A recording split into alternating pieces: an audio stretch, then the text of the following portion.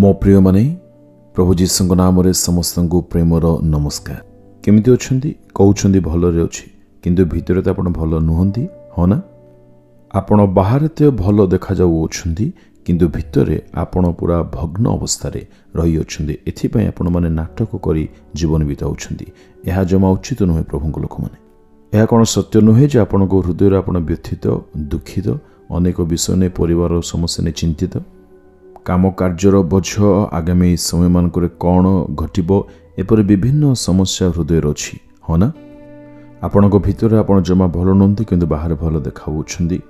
ଏଥିପାଇଁ ପ୍ରଭୁଙ୍କ ଲୋକମାନେ ଆପଣ ଏହି ବିଷୟକୁ ସୁଧାରନ୍ତୁ। ବର୍ତ୍ତମାନ ପ୍ରଭୁ ଆପଣଙ୍କ ସହ କଥା ହେବାକୁ ଯାଉଛନ୍ତି।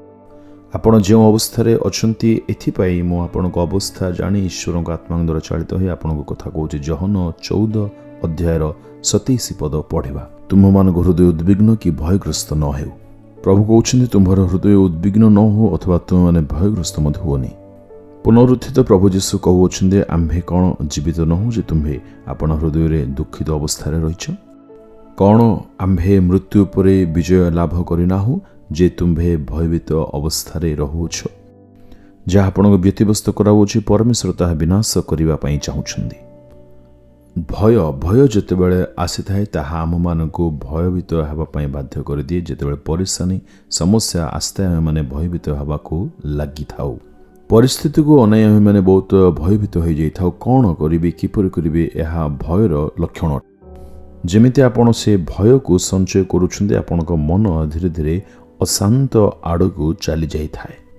ବାସ୍ ଏହି ବିଷୟ ଜୀବନକୁ ବିନାଶ ଆଡ଼କୁ ନେଇଯାଏ। ଥରେ ଅଶାନ୍ତ ହେଲେ ଆପଣ କିଛି ମଧ୍ୟ କରିପାରିବେ ନାହିଁ। ଏଣୁ ଅଶାନ୍ତର ସ୍ଥିତିକୁ ଭୟର ଲକ୍ଷଣ ବୋଲି ମଧ୍ୟ ଆମେ କହିଥାଉ। ଏହା ଆପଣଙ୍କ ପରିବାର ଜୀବନକୁ, ବ୍ୟକ୍ତିଗତ ଜୀବନକୁ, ଏପରିକି ଆପଣଙ୍କ ପରିବାରକୁ, କାମ କାର୍ଯ୍ୟରେ ମଧ୍ୟ ପ୍ରଭାବ ପକାଏ। ଏଣୁ ପ୍ରଭୁ କହୁଛନ୍ତି, ଉଦ୍ବିଗ୍ନ ହୁଅ ନାହିଁ କିମ୍ବା ଭୟଗ୍ରସ୍ତ ମଧ୍ୟ ହୁଅ ନାହିଁ।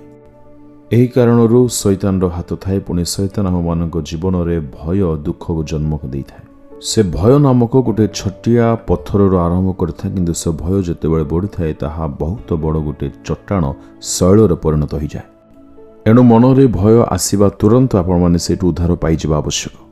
ଆପଣଙ୍କୁ ଏହି ଭୟରୁ ତାର ଆରମ୍ଭ ସମୟରୁ ହିଁ ପ୍ରଭୁ ଯୀଶୁଙ୍କର ସାହାରା ନେଇ ତାଙ୍କ ବଳରେ ଆପଣମାନଙ୍କୁ ଏଠାରୁ ବାହାରିବାକୁ ପଡ଼ିବ। ନଚେତ୍ ଆପଣମାନେ ଅତ୍ୟନ୍ତ ଭୟାଳୁ ହିଁ ରହିଯିବେ।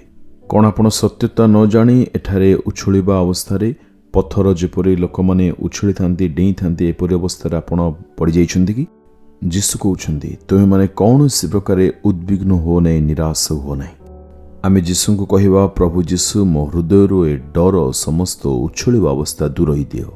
ଏପରି ଆପଣ ନିଶ୍ଚୟ କୁହନ୍ତୁ। ଦେଖିବେ ଆପଣଙ୍କ ହୃଦୟରୁ ସମସ୍ତ ଭୟ, ସମସ୍ତ ନିରାଶ, ସମସ୍ତ ଦୁଃଖ ଚାଲିଯିବାର ଆପଣ ନିଶ୍ଚୟ ଜୀବନରେ ଅନୁଭବ କରିବେ। ଗୋଟିଏ ଛୁଆକୁ ଦେଖନ୍ତୁ, ଯଦି ସେ ନିଛାଟିଆ ଏକାକୀ ଯଦି ରାସ୍ତାରେ ଯାଉଅଛି, ତାର ଅବସ୍ଥା ଦେଖନ୍ତୁ। କ'ଣ ହେଇଯିବ? କେତେବେଳେ କେହି ମୋର କ୍ଷତି ଜନ୍ମାଇବେ ବୋଧେ? ଭୟ ହିଁ ଅଟେ ଏକ ବ୍ୟକ୍ତିଙ୍କ ଜୀବନକୁ ସମ୍ପୂର୍ଣ୍ଣ ଭାବେ ନାଶ ଆଡ଼କୁ ନେଇଯାଏ। ଯେତେବେଳେ ଏକାକୀ ରାସ୍ତାରେ ଯାଉଥିବା ବେଳେ ତାହା ସୁନସାନ ନାହିଁ ଥାଏ ବା ନିଛାଟିଆ ଥାଏ, କୌଣସି ଲୋକ ଯାତାୟାତ କରୁନଥାନ୍ତି, ଏପରି ସମୟରେ ଭୟ ଜାତ ହୋଇଥାଏ। ପୁଣି ଅନେକ ସମସ୍ୟା ହେବ ବୋଲି ମନରେ ଜାତ ହେଉଥାଏ। କଷ୍ଟ ସମୟରେ ଆମେମାନେ ପିତାଙ୍କୁ ଦେଖିବା ଦରକାର। ପୁଣି ପିତା ଆମମାନଙ୍କୁ ଦେଖୁଛନ୍ତି, ଏହା ଜାଣିବା ଉଚିତ। ପିତାଙ୍କୁ ଦେଖିଲା ପରେ କିପରି ଅନୁଭୂତି ହୁଏ? ଭୟ ପୁଣି ବିଚଳିତ ଅବସ୍ଥା ତାହା ଚାଲିଯାଏ। ପିତାଙ୍କୁ ଧରିବା ପାଇଁ ଆମେମାନେ ଶୀଘ୍ର ନିକଟବର୍ତ୍ତୀ ହେବୁ। ପରିସ୍ଥିତି ଆପେ ଆପେ ସୁଧାରିବାକୁ ଲାଗିବ, ସଜାଡ଼ି ହେବାକୁ ଲାଗିବ, ଠିକ୍ଠାକ୍ ହେବାକୁ ଲାଗିବ। ଆପଣ ବାସ୍ କଳ୍ପନା କରନ୍ତୁ।